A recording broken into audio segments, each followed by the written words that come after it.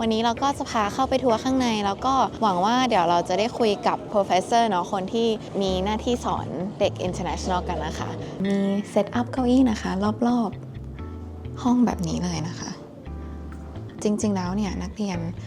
ก็เรียนกันแค่ถึงประมาณเลเวล 6 นะคะแล้วก็จะมีทักษะภาษาอังกฤษมากพอที่จะสามารถเข้าไปต่อ college หรือว่า university กันได้นะคะ But what else makes Global Village different from other language schools? The teachers. So grammar is one point, but then we also create activities like speaking activities, writing activities. It really depends on what the dynamics is of the class.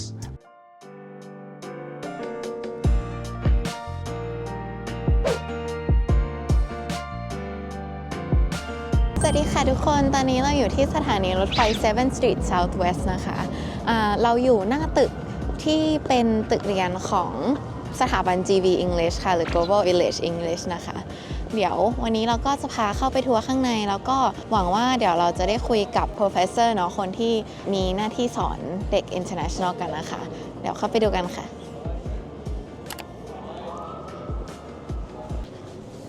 เดี๋ยวเราจะขึ้นไปชั้น 3 ของตึกนะคะ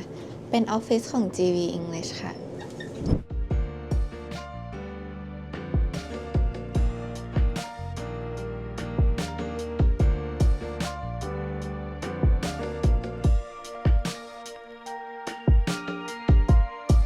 GV English นะคะมีสอนทั้งหมด8เลเวลนะคะแต่ว่าจริงๆแล้วเนี่ยนักเรียน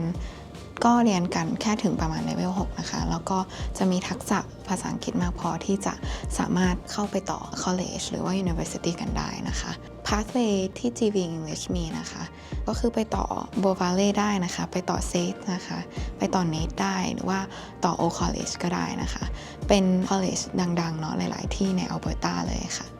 เดี๋ยวเราเข้ามาชมตัวอย่างห้องเรียนใน GV English กันค่ะจะเห็นว่ามีเซตอัพเก้าอี้นะคะรอบๆห้องแบบนี้เลยนะคะแล้วก็มีหน้าต่างดูวิวรับแสงแดดกันได้นะคะ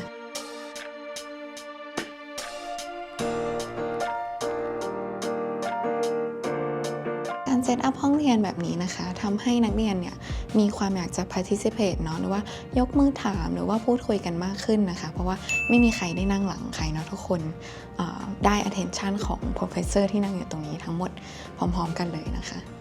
ตรงนี้นะคะเป็นครัวภายใน GV English นะคะ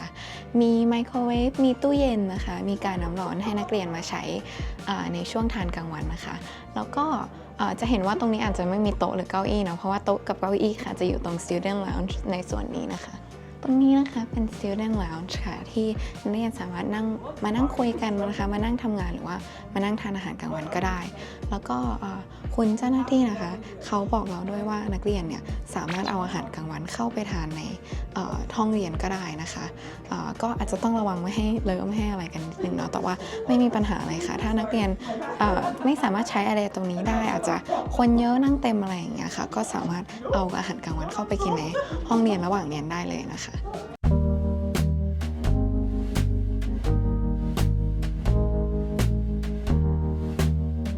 มาดูตัวอย่างห้องเรียนชั้น 3 กันนะคะ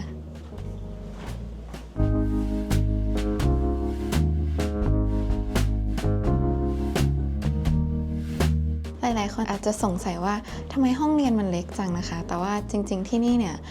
ใน1คลาสเนี่ยมีนักเรียนสูงสุดที่เคยมีนะคะแค่16 คนเท่านั้นค่ะแล้วก็ average ก็คือ class size เนี่ยอยู่ที่ประมาณ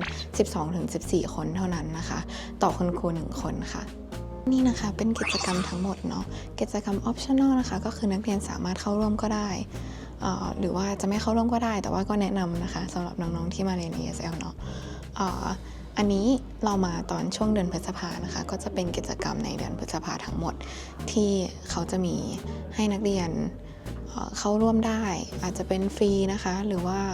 อาจจะเป็นในราคาพิเศษเนาะอย่างเช่นอันนี้ค่ะDownhill Kartingนะคะก็จะเป็นราคาที่ค่อนข้างพิเศษนะ2 ครั้ง$34นะคะอันนี้จะจัดอยู่ที่ตรงโอลิมปิกพาร์คนะคะในช่วงยุค1980เนาะที่นี่นะคะเคยเป็นที่จัดโอลิมปิกตอนนี้นะคะเขาก็ repurpose มาเป็นที่ให้ทำกิจกรรมต่างๆนะคะไม่ว่าจะทั้งในช่วงซัมเมอร์แล้วก็ช่วงวินเทอร์ด้วยค่ะก ก็นักเรียนเข้าร่วมกันได้ทั้งหมดเลยค่ะโรงเรียนจะพาไปนะสวัสดีค่ะวันนี้ที่สายอยู่กับคุณเอสนะคะเป็นคุณครูที่ Global Village English ค่ะ so please tell us more about yourself. Hi everybody, my name is Ace. I am one of the English instructors here. I've been teaching different levels from level 2, level 4, level 6, and 7. Right now I'm teaching level 6 and 7. At Global Village, we have many different types of students, people from different backgrounds, different cultures. We do have people from Thailand, Vietnam, you name it. People from all over the place, and they come to class, and the classrooms are very diverse, which helps out the language journey of every student. They learn from one another, they learn from the teachers, different accents and different ways of speaking, different vocabulary as well, which is, it's very beneficial for a student's language acquisition journey. Mm-hmm. So you've touched on this question already a little bit with the diversity in the classroom, but what else makes Global Village different from other language schools? The teachers. Yes, I take pride in our teachers and what we have here, not only the diversity, but it's really how we engage with our students. We do provide the support and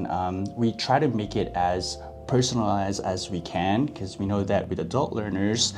it really is about the independent needs, but also as a collaborative effort in helping each other out, right? So we understand that there are independent needs, but there are also, they can benefit from learning from one another as a group and being part of a society. Once they step out of the classroom, that's where the learning really happens, right? So how we deliver our materials, we don't just focus on grammar, all the skills, reading, writing, listening, and speaking, they're all integrated in the lessons that we provide so that they're ready. We'll try to prepare them as much as we can for them to be ready outside. So how did that translate into the environment in the classroom? Like what would the day-to-day of a student look like? Would their, let's say, first class look differently than their second class? Would it be more interactive? How would that environment look like for students? For sure. Well, we do have morning classes that are specifically targeting levels, right? Mm-hmm. We're targeting the mechanics of English language. And then the afternoon classes are more of electives and focusing on specific skills, or those are I would say, the more fun or interesting classes. But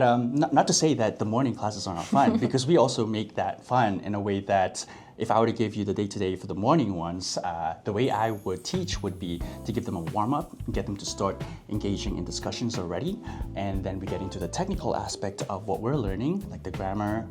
just touch up a review on the grammar skills, because we understand that students that we have here already have some sort of knowledge and some background in their English journey, depending on the level, right? Mm-hmm. But so grammar is one point, but then we also create activities like speaking activities, writing activities. It really depends on what the dynamics is of the class. But rest assured that all of those skills are integrated in all of the activities that we provide here. Sounds great. And what are some of the student nationalities that you've taught? Lots. Just to give a good demographic, right? So we have people from Japan, South Korea, Brazil, Colombia, Venezuela, even people from Honduras and Bolivia. I have a student right now from Bolivia. Students from Germany, Cameroon, all over the place. So I want to circle back to you're usually level 6 and level 7 teacher, right? And I was told that usually students can successfully transfer into a college and university environment as soon as level 6. I know that you have fully it would be level 8, but that's rarely taught, right? Because students don't really need it. So could you speak a little bit to the success of the students after even just level 6? For sure. To give you a practical scenario, we had one student who graduated, went from level 4 and zoomed through because he was doing so great, then moved up to level 6, and before he even graduated, he already found a job. right? So that right there is a success for us. You know, the fact that he was able to get a job, we provided all the necessary skills for him to go through the interviews, even creating a resume, for example, and adjusting to the Canadian environment and being in an English-speaking environment, right? So yeah, giving them that support and then them successing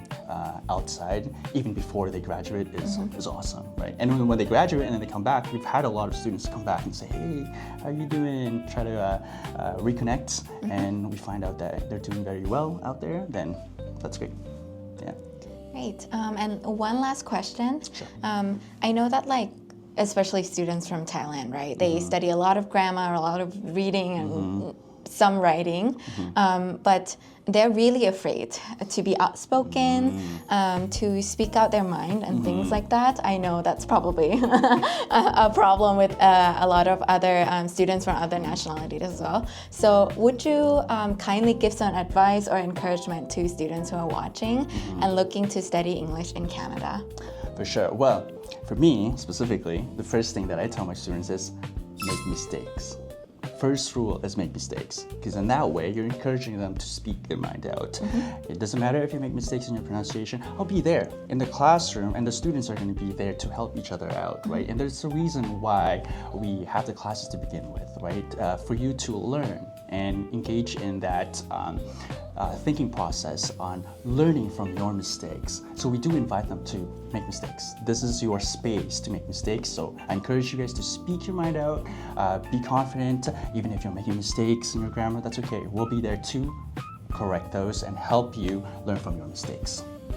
Great. Well, thank you so much No for attending this interview with me. ก็ถ้าใครดูอยู่นะคะแล้วก็ต้องการที่จะเรียนภาษาอังกฤษในแคนาดานะคะอย่าลืมนึกถึง GB English ที่ Calgary รัฐ Alberta ค่ะ Bye.